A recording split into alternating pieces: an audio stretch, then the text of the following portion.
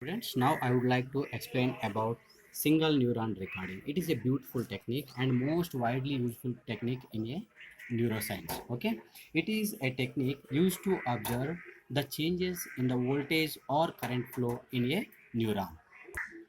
Now we'll see the principle of single neuron recording. Okay, when a neuron fires, so that the current flows in and out through the excitable regions in the soma and axon of the neurons, so that which creates potential fields around the neuron. These potential fields produces spikes on the recorder in a instrument, so that the spikes are observed to measure the changes in the voltage or current flow, so that by this principle we can know whether there are changes in the voltage or current flow in or not, so that we can come to know. And coming to the procedure, in this technique, usually the animal is anesthetized.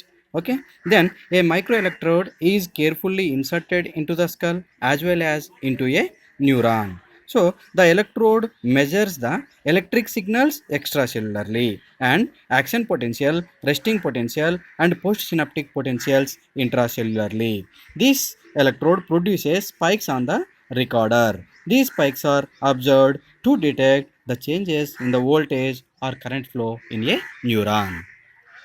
Now we'll see the applications of single neuron recording. There are umpteen number of applications in of single neuron recording application. Now we'll see one by one.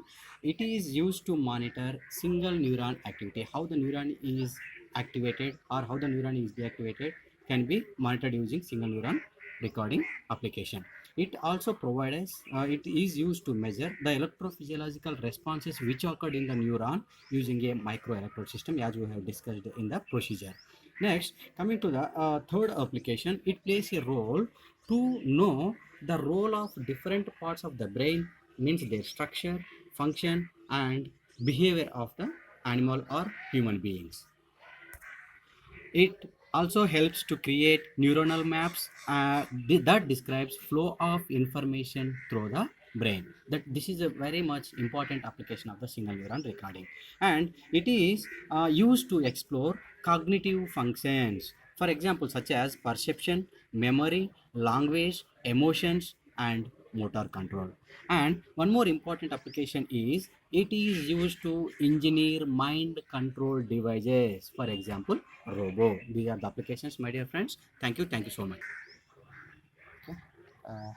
My dear students, ఇప్పుడు మనం దీన్ని తెలుగులో ఒకసారి మీకు explain చేస్తాను.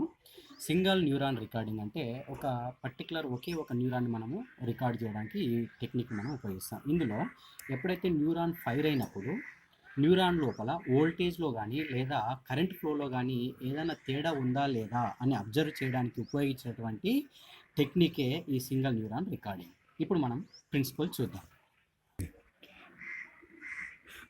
చూడడం principal చూద్దాము. ఎప్పుడైతే న్యూరాన్ ఫైర్ అవుతుందో న్యూరాన్లో ఉన్నటువంటి సోమా కానీ యాక్సాన్స్లో ఉన్నటువంటి ఎగ్జైటబుల్ రీజన్స్ ద్వారా కరెంట్ అనేటువంటిది లోపలికి వెలుపలికి మూవ్ అవుతూ కిందికి ఫ్లో అవుతుంది, సోమా నుంచి యాక్సాన్ వైపు. అలా మూవ్ అవుతున్నప్పుడు అదేం చేస్తుందంటే ఈ కరెంట్ ఫ్లో అనేటువంటిది న్యూరాన్ చుట్టూ పొటెన్షియల్ ఫీల్డ్స్ని ఏర్పరుస్తుంది. ఈ పొటెన్షియల్ ఫీల్డ్స్ని ఎలక్ట్రోడ్ రికార్డ్ చేసి మనకు స్పైక్స్ రూపంలో రికార్డర్లో కనిపిస్తాయి. తర్వాత మనం ఈ స్పైక్స్ని అబ్జర్వ్ చేయడం వలన వోల్టేజ్లో కానీ కరెంట్ ఫ్లోలో కానీ తేడా ఉందా లేదా మనము గమనించవచ్చు. ఇది దీని యొక్క ప్రిన్సిపల్.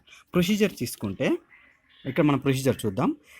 టెక్నిక్ చేయడానికి ముందు ఎనిమల్స్కి మనము అనస్థేసియా ఇవ్వాలి. అనస్థేసియా అంటే మత్తు ఇవ్వాలి.